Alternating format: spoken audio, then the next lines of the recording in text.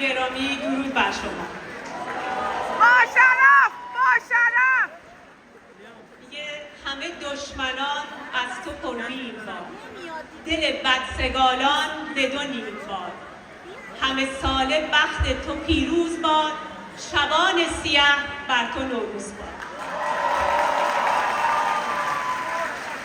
نخست شاد باش میگم به همتون برای اینکه دونه دونه این اهریمنای پلید دارن از میهنمون پاکسازی میشن.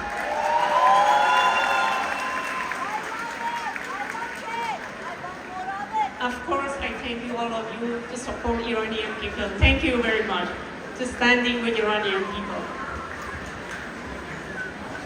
دوستان، من دیدم که بین خیلی از عزیزان این صحبت هست، به ویژه پیش از پیام رضا شاه دوم، که آیا این جشن و این بعدی که در میهنمون پیش اومده برگزار بکنیم یا نه.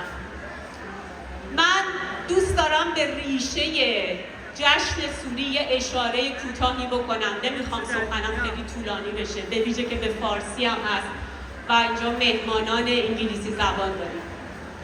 خود واژه جشن از کلمه اوستایی یزد اومده، به معنای گرامی داشت و ستایش.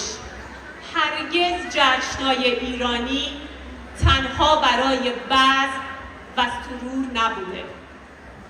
بنابراین زمانی که ما یک جشنی رو برگزار می‌کنیم، مانند تمام جشن‌های بزرگ ایران، جشن‌های گاهنبارها، همه اینها دونه دونه برای پاسداشت و برای ستایش چیزی بوده که آدمی‌ها بهش نیازمند بودن یا در کنارش سامان بیشتری پیدا می‌کردن.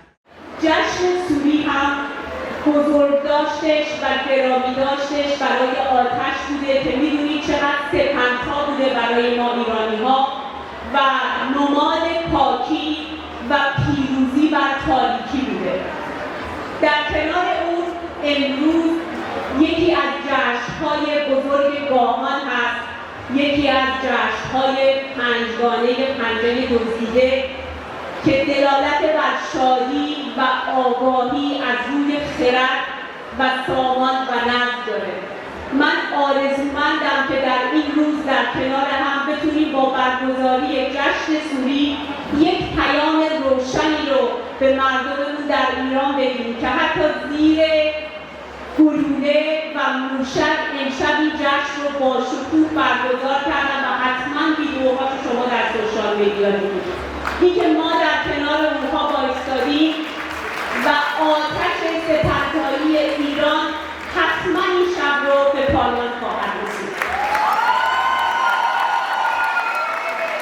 با این همه غم در